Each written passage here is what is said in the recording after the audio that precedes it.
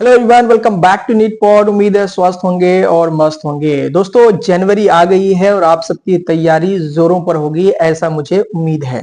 हर साल की तरह इस साल भी ऑफलाइन सेंटर से बहुत सारे बच्चे नए एग्जाम देते हैं, यानी नीट के लिए पहली बार अपीयर होते हैं। इसीलिए मैं हर साल एक वीडियो जरूर बनाता हूं कि स्टार्टिंग में नीट के फॉर्म आने से पहले आपके पास कौन कौन से डॉक्यूमेंट्स अपडेटेड होने चाहिए, कौन कौन से डॉक्यूमेंट बिल्कुल करेक्ट वे में होना चाहिए। तो आज के इस वीडियो में हम यही बात करने वाले हैं और स्पेशली उन बच्चों के लिए, उन स्टूडेंट्स के लिए है जो पहली बार नीट 2025 में अपीयर होंगे।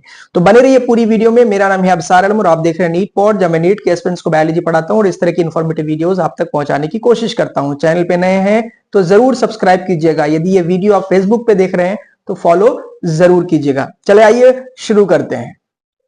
देखिए, सबसे पहले हम लोग बात करते हैं रिक्वायर्ड डॉक्यूमेंट्स की 2025 में कि कौन कौन से डॉक्यूमेंट्स आपके पास होने चाहिए और कौन कौन से डॉक्यूमेंट्स आप आगे के लिए बनाकर रख सकते हैं।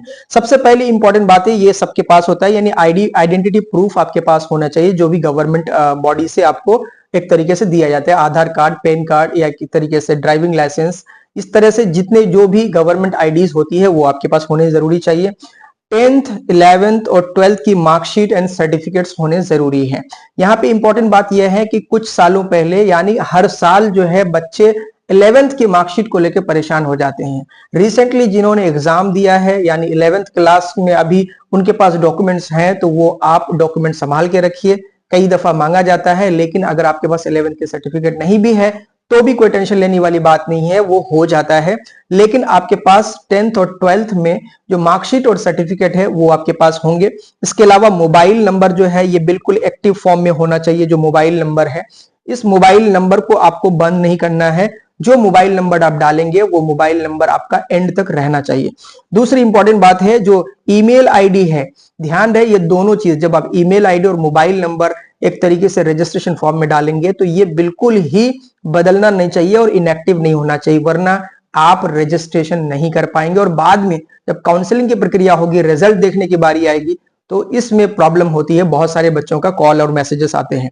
अब इंपॉर्टेंट बात यह है कि जो और कौन कौन से डॉक्यूमेंट्स आपको चाहिए होता है, जो ड्यूरिंग दी फॉर्म फिलअप जो है आपको अपलोड करने पड़ते हैं, जिसमें से आपका लेटेस्ट पासपोर्ट साइज फोटोग्राफ जो है वो होने चाहिए, बिल्कुल 2025 का ही होना चाहिए। पोस्ट कार्ड साइज फोटो होना चाहिए।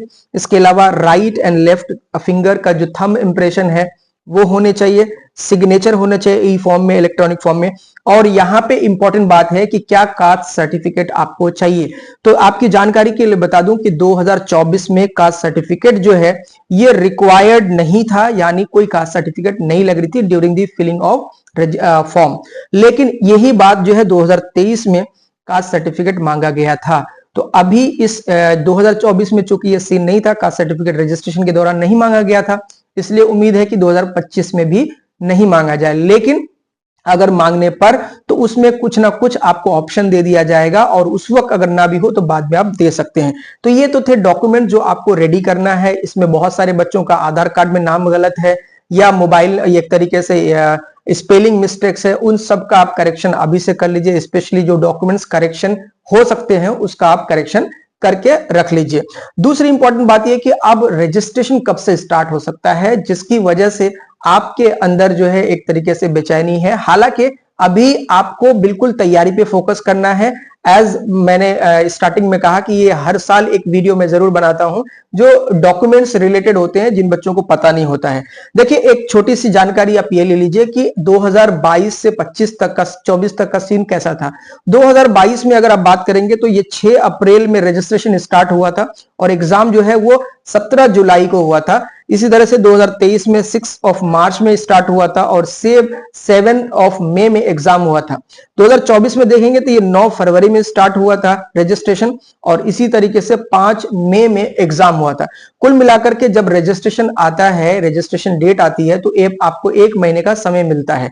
यानी अगर फरवरी में डेट आई थी तो मार्च तक गया था रजिस्ट्रेशन। हालांकि बीच में एक विंडो ओपन भी हुआ था मार्च के बाद भी, लेकिन आप मान के चले कम से कम 1 महीने का समय आपको जरूर मिलता है।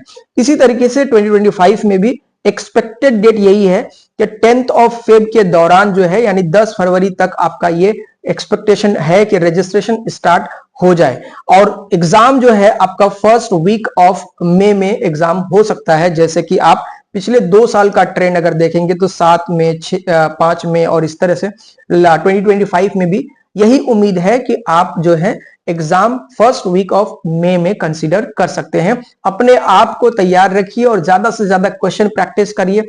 साथ ही आपको फिजिक्स और केमिस्ट्री जो है ये दोनों ऐसे हैं जिसमें आपका टाइम टेकिंग प्रोसेस है, तो बायोलॉजी को और ज्यादा स्ट्रॉन्ग कीजिए जिसमें सबसे कम आपको टाइम लगे। इस वीडियो में इतना ही। वीडियो अच्छी लगी हो तो जरूर लाइक कीजिएगा। मिलते हैं अगले वीडियो।